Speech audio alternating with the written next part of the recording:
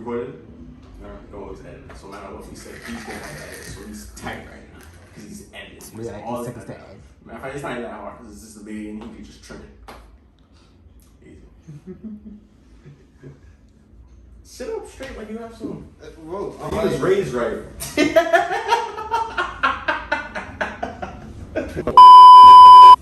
Alright, you ready? Yes, sir. Let's get this work, baby. We are back, ladies and gentlemen. Welcome to our podcast, which is The Mind of Basketball. come on, bro. Because you was mad loud, background. I like the enthusiasm. Finally, some energy coming from you. So I guess it's fine. But yes, we are here finally, and for the first time. Yeah, man, it's crazy. I never expected this. Because I don't think you was ever want to leave your crib ever. But yep, you did. What? So, Yeah, wait, chill. Nah, chill. It's just a pandemic going on. I'm following the rules. Seems to be the only one doing it, by the way. I always have on my mask. Calm down. If I'm standing next to you and you have a mask on, that's not going to do anything for you. You right. That's true. You right. But hey, that's political. Let's actually talk about basketball. There's a lot of off-season topics, a lot of off-season stuff going on, and we didn't cover any of it, so Nah, not at all. I guess we should talk about the biggest news. You know, the former defending champions, the Los Angeles Lakers, as they just revamped their entire roster. Yeah, they owe us up. Yep, Wash King, street clothes, Stat pattern. Who was that bum that was out of the league 2 years ago? Oh yeah. Or 3 years ago, whatever. He was in Houston. Nah, he was nice when he had the hoodie on. He was nice when he had the hoodie on in the summertime. Yeah, well, him, I guess he's alright now. Yeah, man. He's alright. He's still getting up there. He's trying to carve these young dudes up. Yeah. And who else they got? Who else they got in LA now? Dwight Howard came back. Yeah, man. After they don't got no shooters. I can just tell you that. Well, I mean, they got some good shooters. I mean, they got Wayne Ellington. They got Malik Monk. Yeah. Iffy. Yeah, but it's kind of just a lot of shot creators. Yeah. Especially since they added even more shot creating, Kendrick Nunn. Yeah. They might add more because IT is rumored to come on. Yeah. Well, we'll see. Who's been on the tear this summer? Yo. He's just been going ham wherever he went, gangster. Like, he's just been going off. And well deserved, because the Celtics just kind of, gave up on him. Yeah. I'm happy. He's one of my favorite players. I love watching him play. Like, I love us. King of the fourth. King of the fourth quarter, man. What? Man, he had a legendary season. He hit it off for Boston. Yeah. And then he got injured, and they just said, nope, we want Kyrie. And yep, that played out well for him. That's Danny H. It played out well for him. Well, now they got Brad Stevens, So, but hey, it's not Celtics. So let's go back to the Lakers. How I view this Lakers roster, I mean,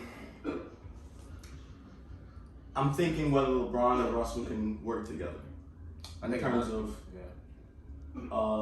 LeBron is a shot creator. He needs the ball. He's best when he has the ball in his hands because he can facilitate and he can score. Yeah. But that's also Westbrook too. I mean, they both can cut, but if you just have them cutters, that's not the way you use them. Yeah. The way you use them is when they have the ball in their hands and they attack it. Yeah, you have a point right there. And I think also what the thing about that is just like when I look at the difference between this always been a questionable thing about Westbrook, right? In terms of his career, it's like as great of a playmaker he is, does he make the right decisions at the right times, making the right play? He always makes the right play, don't get me wrong. But it's more who has that more natural way of decision making in terms of that LeBron, he's gonna pick the right spots, right areas, right situations in which Westbrook is kind of you don't know what you're gonna really get.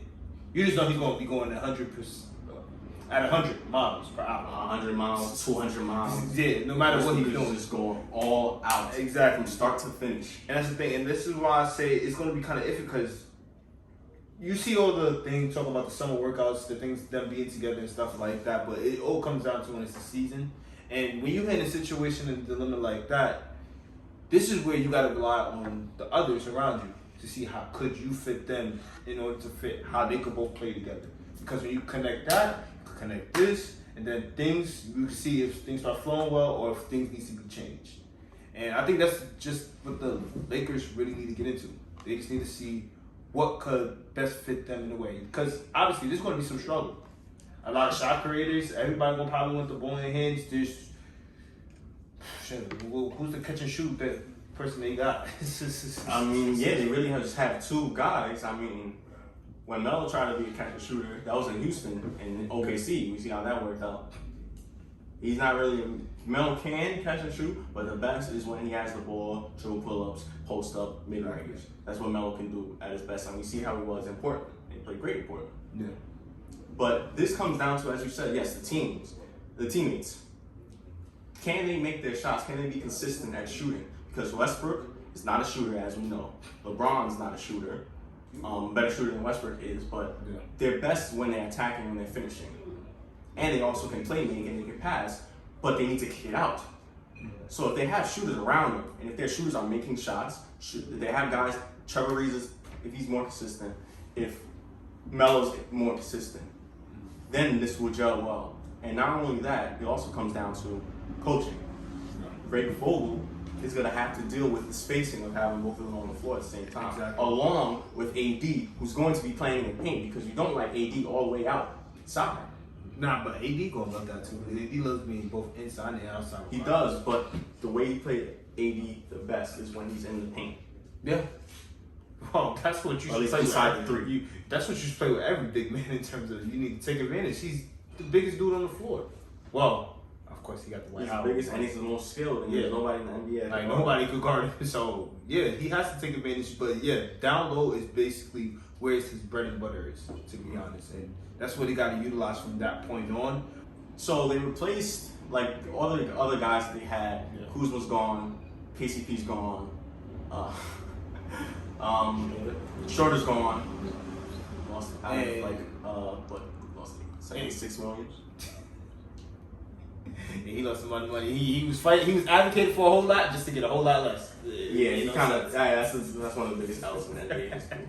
But and this is a revamped roster. It comes down to coaching, Frank Vogel. How's he going to deal with the spacing? How's he going to deal with the shooters or lack thereof shooters? How's he going to deal with pushing a lot of players in and out the lineup? Because they do have kind of a deep roster. Yeah, they do. They do. And here's the thing. I believe Caruso. Yeah, they don't have Caruso. So it's just like, they lose a little bit on the defensive end at that point too, because Caruso's a really good defender on the perimeter. Mm-hmm. But here's my thing. This is why I feel like it could work out. And let's just be honest here. It's Bron. As we know, we always talk about the jokes, like Le GM, Le Coach, stuff like that. His mindset is a different level. And I feel like you give it to LeBron, he's going to find some way to make nothing out of something. And I think this is what he's going to do. He's surrounded, this time we always talk about his career. He's never been really surrounded by great talent until he went to Miami, of course. Yeah. And he was only surrounded by probably like 3-4, future Hall of Fame / All-Star level players. Throughout his career? Well, not throughout his career, in terms of Miami? Yeah, Miami and stuff. Because he only had enough. Yeah, to be honest. Yeah. But he always could find a way to come up big and make things happen for not just himself, but for the rest of the whole entire organization. And I feel like that's what he's going to do here. He's playing alongside Westbrook, AD, all these guys. I feel like he's going to find a way to make it mesh and gel. Yeah. LeBron, he's one of the all-time greats. He's arguably the greatest player to play this game. Yeah. So I have faith in him. I know a lot of people clown him because of what happened in the first round against the Suns, but he was playing hurt. AD was hurt. So, you're playing with an injured lineup. Of course that's going to happen. The Suns were a really good team. Jordan won't play dangerous in this house. See, this is why LeBron fans don't like it. That's why LeBron fans don't like that. But yeah, it comes down to LeBron. He's the best player. Yeah. And I think he can kind of get it all done the way he wants. He's taken bum teams to the finals on multiple occasions. Yeah. And this is a really, really talented team with really good players. So Yeah, I'm telling you, they're gonna be fine. They might struggle, obviously, because every team that's been assembled kind of differently is gonna have a hard time trying to fit it all in unless you're Golden State of the past. But they're gonna find a way, and then when they get the ball rolling, trust and believe, they're gonna be going somewhere. Well, then let's move on from the Lakers. Let's go to the Eastern Conference real quick because there was another team that made a lot of big offseason moves. One of which has your favorite player on. Yep, the Chicago Bulls. Now, they don't have Jordan and Pippen, but, they're trying to work their way up. They got DeRozan now. They got Caruso. They got Lonzo Ball and still have Zach LaVine. Yeah. I think they have a pretty good roster going for them. Yeah, man. They also got Vucevic, who also still got Vucevic, even though when they got him, they did not do nothing after that. Yeah, it was kind of weird what happened because we expected them to do better in the second half of the season, but things didn't play out and it'd be like that sometimes. But yes, they have a lot of their offense is what amazes me because LaVine and DeRozan is going to be putting on the show. Trust and believe that for a fact. Caruso, he's putting in a lot of work. Obviously, again, he brings a huge defensive presence, and Lonzo, his playmaking and defense could do wonders for that team. And I feel like that's what is going to finally bring them into the hump of being able to be in the playoffs. Because now I feel like they already bumped themselves up over some teams. They probably not going to be, obviously not going to be top 5, but they could get to one of those lower seeds for sure. They could be right alongside Indiana. Philadelphia. Well, let's hold on with Philadelphia because let's see what's going on with Philadelphia right now. So, when the season starts. Because they think that they can just trade Ben Simmons for the entire NBA lineup. Yeah. Philly questionable and like Toronto, they're better than Toronto now. So yeah, we guys think they have a better roster than Toronto. And probably you could even say that it's questionable between Boston and the Knicks too. I think they're probably better. Well, I don't think they're better than the Knicks, but Boston questionable. Well, Boston has Tatum and Boston has Brown. And they made changes. Brian Stevens is now the GM. He's not the coach. They have a new coach. So we're gonna have to see how that plays out. Yeah, and the thing is, their core has been around for a while. So but back to Chicago. I mean, they have a really good roster. They have a lot of athleticism. The fast breaks are gonna be crazy. Honestly, just get the ball, Lonzo, have them lob it to LaVine and DeRozan. That's gonna be half their offense. And they still got marketing, right? Yeah, they do have market. But I think he's still questionable on the table if he may be moved or not. We don't know. I think he still needs some more development. I felt like he was going in the right direction, then he just stopped. Yeah, somewhere along the lines, he just stunted. I don't know what went wrong, or what's going on. I don't know if he feels like something's not fitting right for him or he's trying to be rebellious. But yeah, he's not making the progression I thought he would make, to be honest. But besides that, the Bulls have a good roster. I like what they did. I think Billy Donovan is a good coach and can probably push them into the playoff market or at least the playing game, which is back once again. Probably to a lot of players, hate or whatever. But we'll see what the Bulls can do this season. It'll be interesting watching. It'll be really interesting watching. I feel like they're gonna be really good. But staying in the Eastern Conference, you mentioned DeRozan. Staying in the Eastern Conference, you mentioned Toronto, and you also mentioned DeRozan. Let's talk about DeRozan's former partner, former teammate. Toronto's probably greatest player to play for that franchise. No more, because he's gone. And he's going to South Beach. Yeah. Oh, so he's staying back where they were. What? He's staying back where they were. What you mean staying back where they were? Weren't they in Florida for the Oh yeah, they were in Tampa. You're right. They were in Tampa. So he just basically staying there. He already got all his stuff down there. He probably just gonna collect more things and just stay right there, So yeah, man, Miami. Oh my God, Miami's. You think they're a problem? Yeah, I think they're a problem. You talk about JB, Vic, Ben. Why you just making fun of JB? Because Brent did that to him. It's not my fault. Brent did that to him. Keep on. Brent did that to him, but come on now. We talking about defense, offense, dog mentality. Like this Miami Heat team has everything that needs to even take you to the chip. Are they going to be somebody like Brooklyn? I don't think so. But they can most definitely meet up with them. And now they even got the talent to even go rematch the Bucks if they wanted to. And I really feel like they're going to be a top 3 or 4 seed. That's high praise. Aside from let me ask you a question about Jimmy. Do you think he's a top 20 player in the league? Yeah, hell yeah. Who's better than who's the other players that you can name as better? Well, obviously you got your no-brainers like Braun, Curry, KD, all those guys. But once you get away from like probably like Kawhi, Paul George, and Harden, and probably Luka, who else is better than him? Not saying that I think he's better. Not saying that these players are better than him. But I'm gonna throw some players at you. Tell me if he's better than him or not. Okay, go ahead. Jason Tatum. Don't get me wrong, Tatum is more skilled than him. But I'm not gonna say he's a better player than JP. Okay. Trae Young. No disrespect to Trae Young. I don't know. Chris Paul. That's debatable. In my opinion, that's debatable. I'm not agreeing to disagree. I'm just asking. Devin Booker. No. Donovan Mitchell. No. Jaylen Brown. No. Don't get me wrong, I feel like Jaylen Brown could be better than him in the future, just like Tatum, but no. Okay. I think we reached that line. I don't think there's anybody else talk about that conversation. Jimmy's top 15 and top 20 player. Yeah, I agree. I think so too. But I feel like a lot of people have kind of got off the Jimmy Butler train because of how the season played out for him. But I still love Jimmy. I think he's elite. I think we could cut the conversation short with the Heat. Yeah, they most definitely top 4. I think they're a lot better compared to last year. Kyle Lowry makes them a lot better because he's a great player.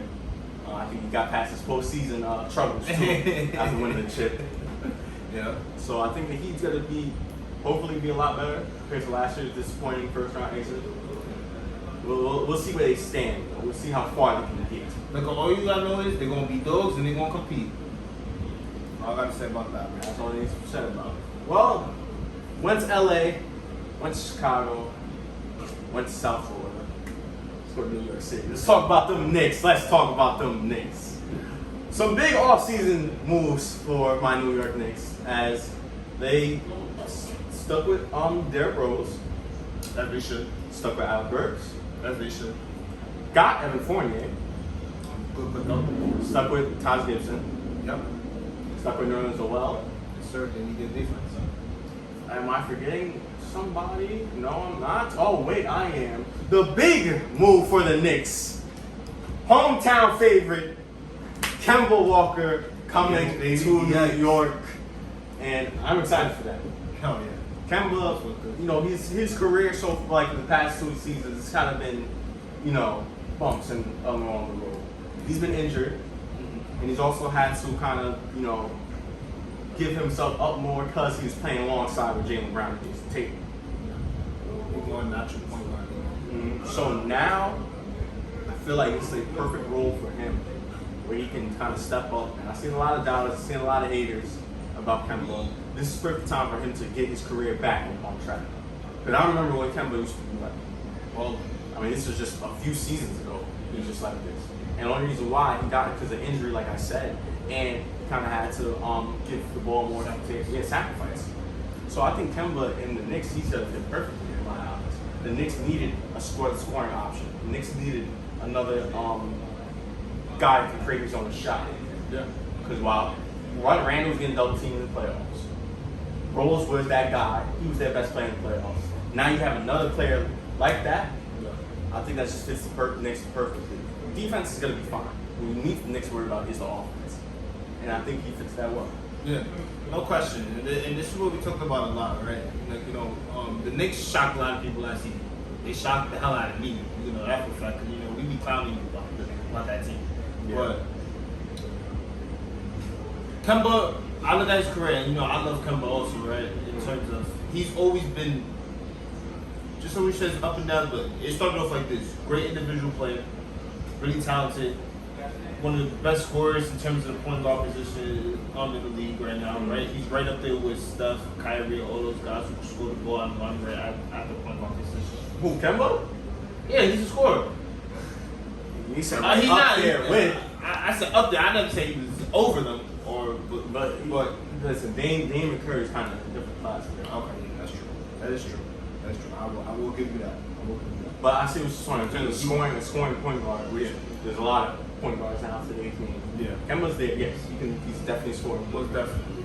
And then you talk about the fact he moves to Boston, sacrifice to try to get a better, successful career, but then injuries come along. And now he's in a situation which he can revitalize that, while also being who he is. Well, what he was when he still was losing, though, as player, in which he can make a lot, and he could bring a lot of winners to that team in terms of that. And just like what you said, most importantly, when it comes down to the postseason, which I feel like they're going to make again this up-and-coming season in terms of Randall didn't play his best, and D Rose was the best player. D Rose did a lot, and the thing is, it's just like, you know, they just need that scoring punch. Like D Rose was giving it to them and stuff like that, but the way the Hawks killed them is outside of the defense. Of course, is the fact that they just had more people who could scale off. Like, you know, obviously Trae Young was kind of. We don't talk about Trae Young. But you talk about when it wasn't Trae Young, Bogdanovich came up big, Lou Will came up big. Talk about John Collins coming up big. Like, that's what separated them. Which, when you look at the Knicks, it's like nobody was having no like big time kind of game. Well, probably Alex Burks at one point, but but nobody else was really giving it except for Derrick Rose. And now you got Kemba, and then you got Fournier, who's a professional scorer. It helps him out big time on the offensive end for sure. Well, I talked about Kemba, and I think he's a great fit, but here's my problem with the Knicks. I think the Knicks have too many guards. I think they have too many shot creators. What the Knicks also needed was shooters, catching shooters, like a Reggie Bullock. But they don't have Reggie Bullock anymore because they let him go to Dallas. Good pick up by Dallas, by the way. But they all need the ball. The way Evan Fournier plays, Kemba plays, D Rose plays, is they're great at shot creating. The way to play them the best is when they have the ball in their hand and they can go to the bucket. But there's no other guy that can catch and shoot, that can just, you know, be in a corner, that can be on the three-point line waiting to get the ball and shoot it. We don't have guys like that. That's why I think the Knicks might find troubles, because there's so many guys that need the ball. Randall needs the ball. Quickly, he's there. He still needs the ball. He probably can be a catch shooter too, but D Rose needs the ball. Kemba needs the ball. And Fournier needs the ball. Alex Burks needs the ball because they're best when they shot creating. Yeah, you're right. Especially in the NBA, which you need that kind of spacing in terms of a person who can just let it go whenever they need to. Don't need to worry about getting off the dribble or whatsoever. Mm-hmm. It's important, and like, you know, well, you said quickly, like, you know, quickly just step back, three floaters. That's it. Just step back, three floater. Like, you know how we make fun of him about that, and like, you know. But yeah, everyone else, we all know that Kemba and D Rose, their usage for the ball is going to be high, because those are the two main guys who are the best at doing what they do in terms of the shot creating. They're the two best. And Julius Randle. Not to mention, you got RJ there. Oh yeah. Yeah, he got lost in the mix right there. But so you gotta talk about those two, then you gotta talk about RJ, and then the fact that you're talking about Randle who's down the low block. I feel like that's why I feel like it would be fine though, because he's going to be mainly on the low block. Mm-hmm. So it's just like if he needs the ball a lot, they can just give it to him when he's down there, whatever. In my opinion. Right, well, I think the Knicks might find trouble. You say they're going to be fine. We'll see what happens with the Knicks. And we all know that their best asset is their defense. I feel like as long as they continue to show up on their defensive end. Yeah, but you know, it's an offensive game now. Yes, it is an offensive game, which is why even though it's a bad thing they got too many guards, it's still a good thing, because you don't have to worry about points coming, like, you know, out of order whatsoever. I feel like now it's like at a similar pace for having all those scores. Okay. We'll see what happens with my New York Knicks. I am looking forward to this season with the Knicks. Hope they do a lot better. Yeah. Hope that we beat the crap out of the Hawks Christmas Day. But yeah. I think we should probably call it here. Yeah. You know. But closing question before we go. Going back to the Lakers. Do you think their age will be a problem? Not at all. I feel like with their age, it's important, because if you look at other players from this team, you'll have some kind of really great experience in terms of what they've been through. in terms of postseason. When you talk about, obviously, not so much. He's arguably one of the greatest, even though he's not the greatest. LeBron. Talk about Westbrook, even though he's been there before, way young, and never been back since. But his postseason experience is very important because he's been deep enough times to know how now it's all about just getting over the hump. Yeah, talk about AD, obviously won to the Pelicans twice, but that's it. But he's really crucial up there. But all these guys on that team, who you're looking at in terms of age, it's just they have the most experience. So I don't think that's going to be a problem. They're going to all use that to connect together. And they, in my opinion, their play style, they should be playing fast. They're old, but they still got some guys that can go around and exactly. LeBron and Russell. And they still, and obviously they talk about, but look at the young guys. Nunn, Horton Tucker, Malik Monk. We didn't even we even forgot to mention Malik Monk throughout this when talking about. No, I'm mentioning him as a shooter. Okay, yeah, shooter, but he's also a really good shot creator himself too. Mm-hmm. Yeah. So it's just I don't look at their age as a problem. It's just injuries may be more prone to certain people, but that's it. I feel like injuries